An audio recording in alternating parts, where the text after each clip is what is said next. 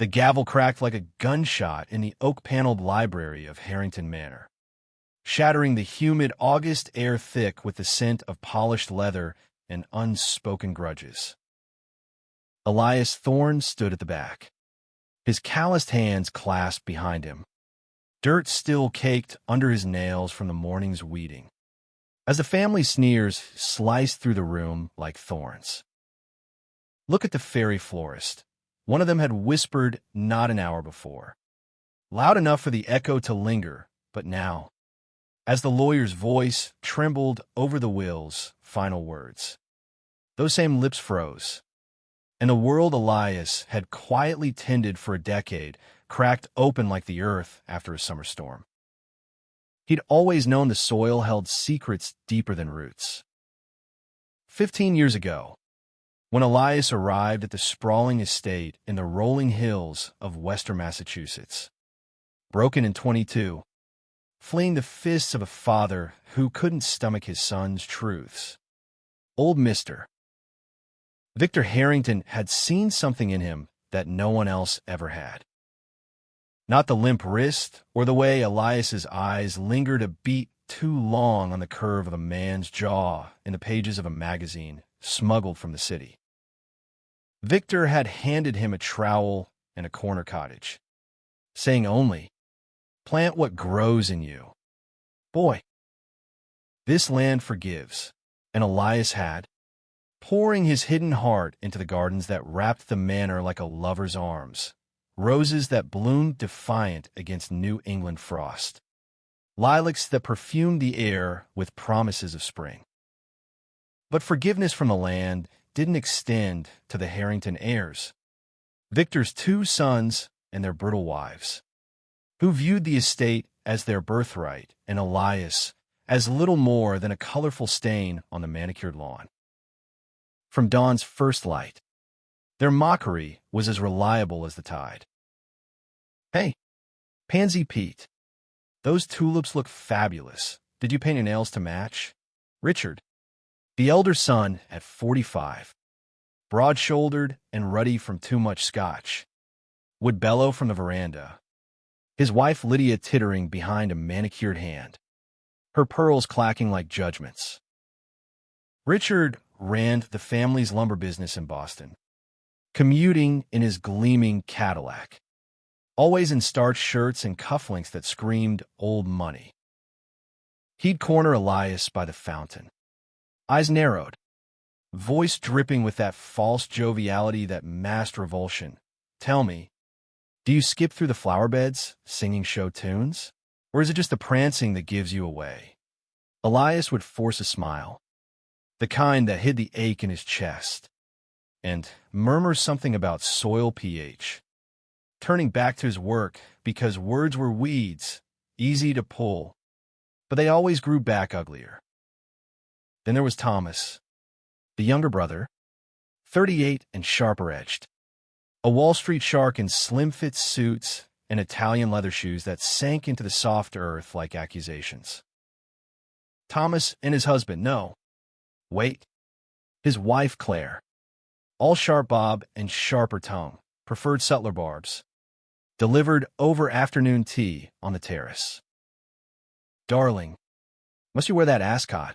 It's so theatrical," Claire would coo, her eyes flicking to Elias's simple linen scarf tied against the sun, a remnant of his brief, glittering days as a set designer in New York before poverty and prejudice chased him back to anonymity.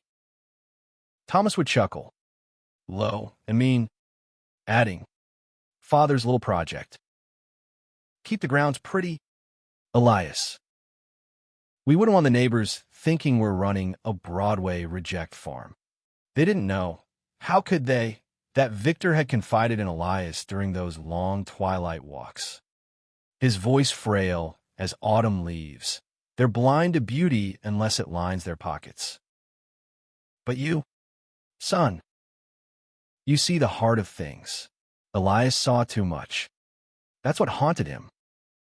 In the quiet hours, when the manor's lights flickered on like hesitant stars, he'd linger in the potting shed, sketching designs for gardens that healed, wildflower mazes for lost souls, arbors draped in vines that whispered acceptance. His own heart, though, lay fallow. Love had scorched him young, a high school sweetheart in rural Ohio who vanished after one stolen kiss. Then a fleeting affair in the city with an actor who called him sweet, right up until the tabloids sniffed out his queerness and spat it back as scandal.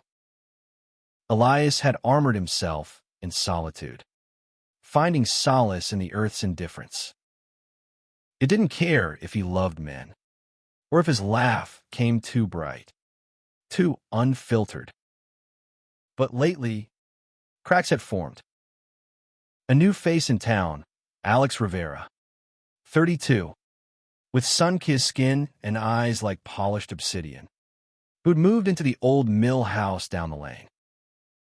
Alex was a freelance photographer, capturing the Berkshire's fading grandeur from magazines that paid in dreams and deadlines. They'd met at the farmer's market, Elias haggling over heirloom tomatoes, Alex snapping candids of weathered hands and ripe fields. "You're the one who tames Harrington's wilds," Alex had said, his camera dangling from a leather strap, voice warm with a faint Boston lilt. Elias had flushed, blaming the heat, but Alex's gaze held no mockery, only curiosity, the kind that peeled back layers without drawing blood. Over coffee at the diner's sticky counter, they'd talked for hours, Alex's escape from a conservative Miami family, the way his lens sought stories the world overlooked. "I see you in the light you bend toward the flowers," Alex murmured once, his fingers brushing Elias's over a shared scone. And something bloomed then, tentative as a seedling in cracked clay. But Elias pulled back, fear's roots too deep. What place did a gardener have in a world of framed prints and fleeting exposures? And with Victor fading, his once steady hands now trembling as he signed checks, his cough echoing through the halls like a dirge, Elias buried himself deeper in the dirt, whispering to the roses as if they could carry his confessions to safer ground.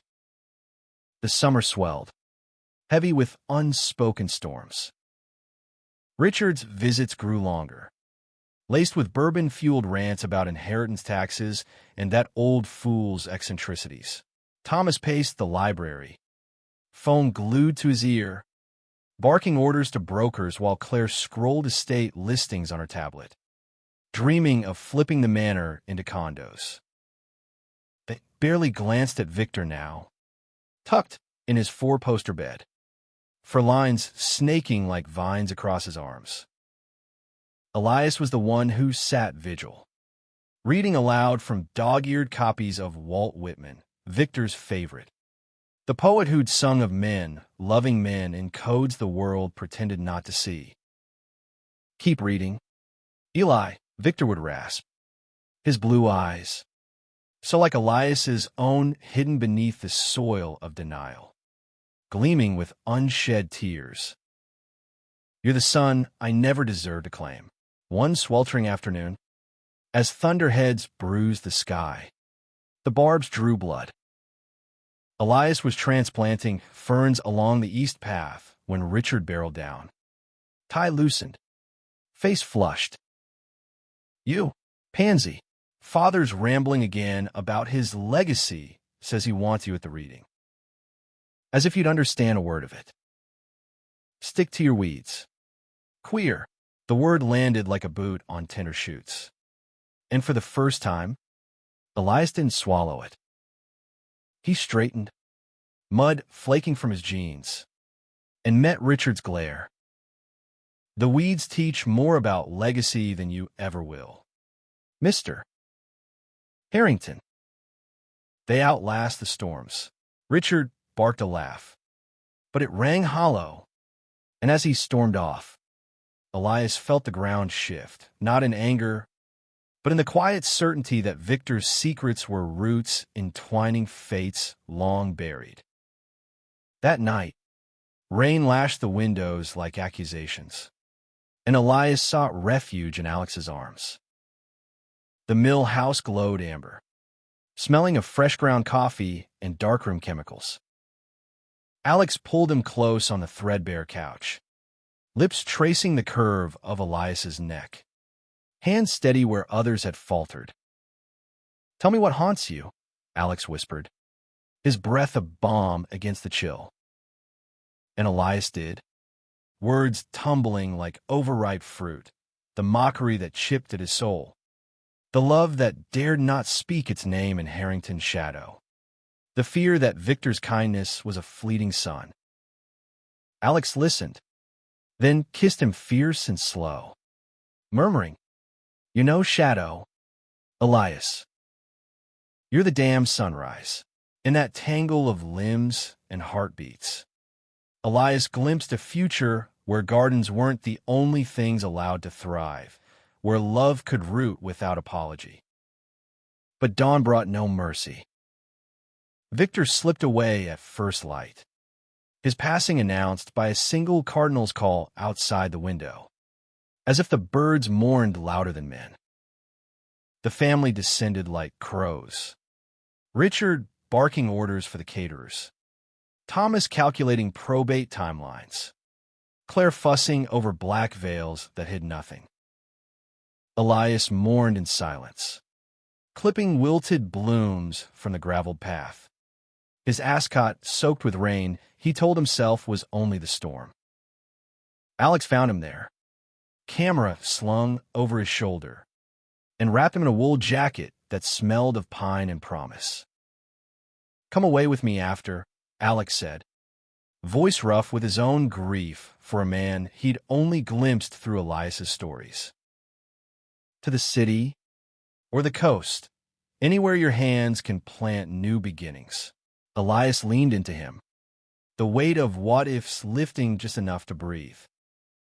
"Maybe," he whispered, but his eyes drifted to the manor, where lights blazed like a challenge. The funeral was a farce of finery, black limos snaking up the drive, neighbors in pearls whispering about poor Victor's indulgences.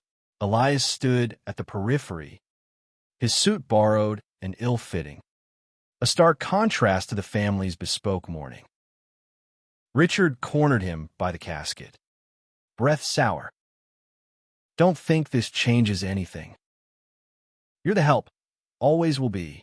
Thomas nodded from across the room, Claire's hand on his arm like a leash. But as the procession wound to the family plot, Victor's lawyer, a wiry man named Hargrove with spectacles like half-moons, pulled Elias aside. He left instructions. "Be at the reading tomorrow. Alone, if you must." Elias nodded, heart pounding like roots seeking water through stone. Sleep evaded him that night, chased by dreams of thorns and tender shoots. Alex held him through the fevered hours, their bodies a quiet rebellion against the world's cruelties. Whatever comes, Alex vowed, fingers tracing the scars on Elias's knuckles from years of digging defiance into dirt. "We face it rooted together." Dawn crept in, painting the hills gold, and Elias rose, dressing in his Sunday best, a crisp button-down that hugged his lean frame, slacks pressed straight as his resolve.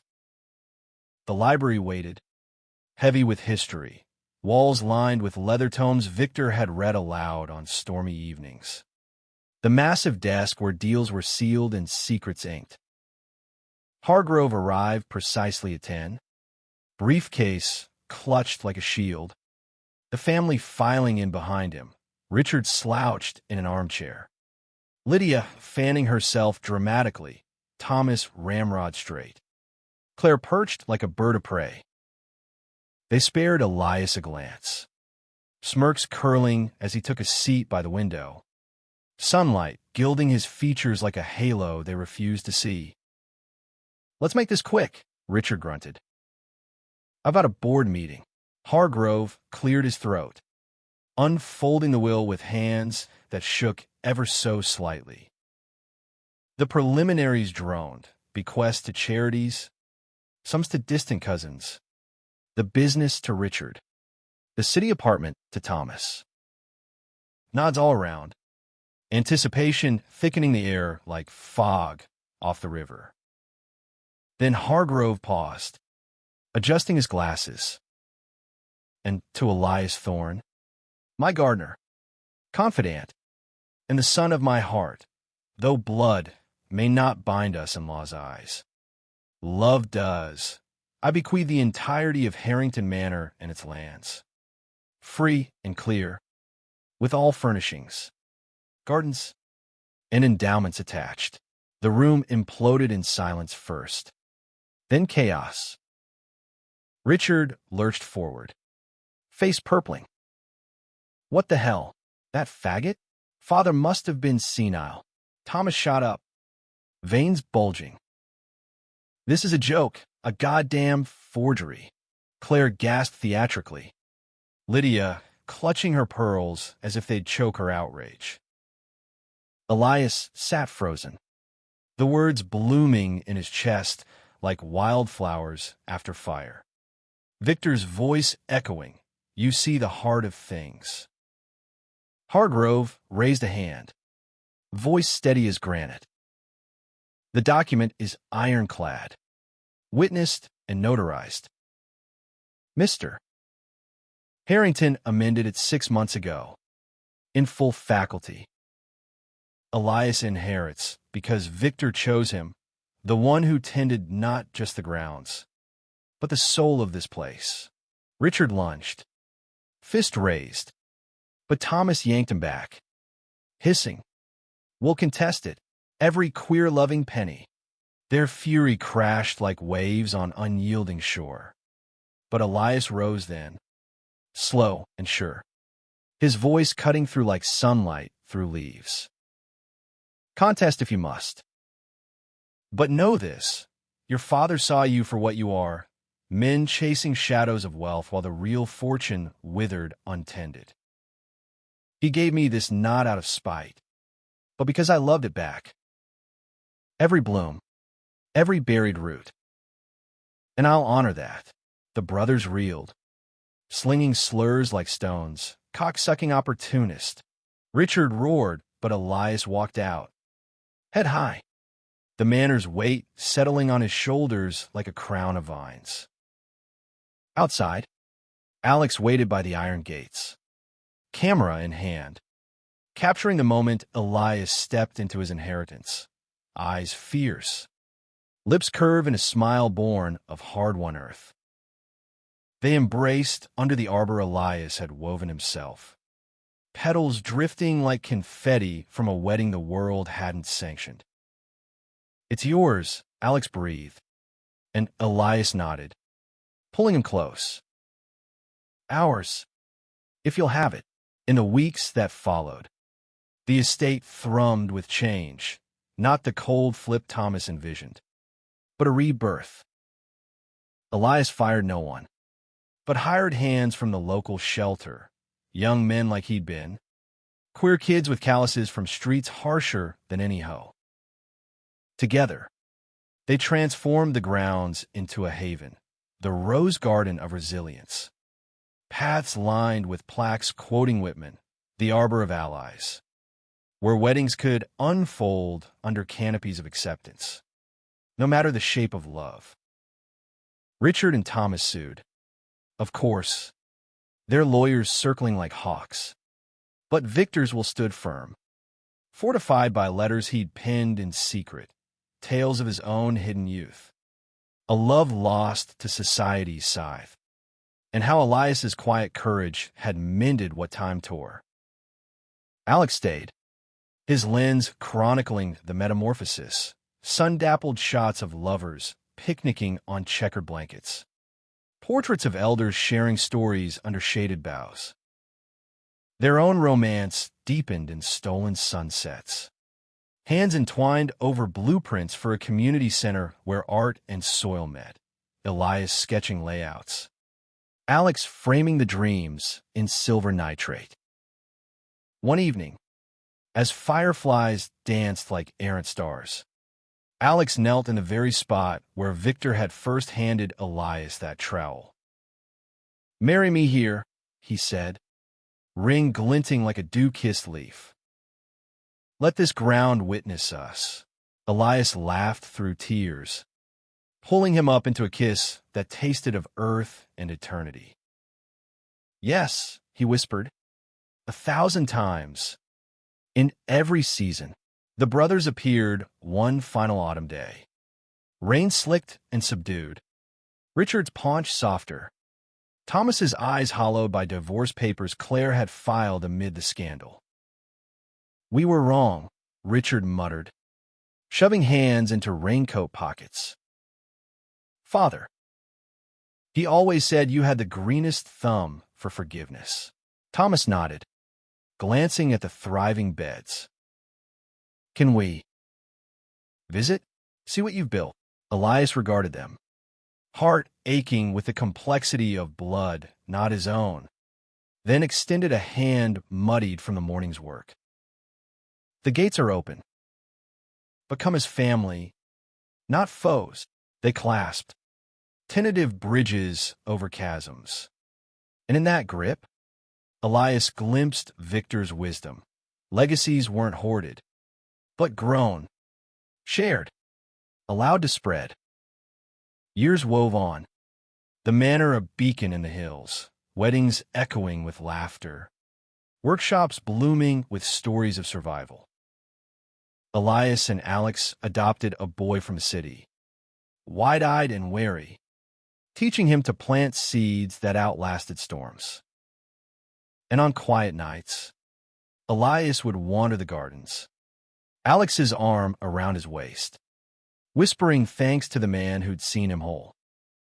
In the end, love wasn't the inheritance, it was the soil from which everything sprang. Đừng lo lắng, Tender and bông hồng unyielding, này thật đẹp, a testament that giống như even the em vậy. mocked could claim the sun.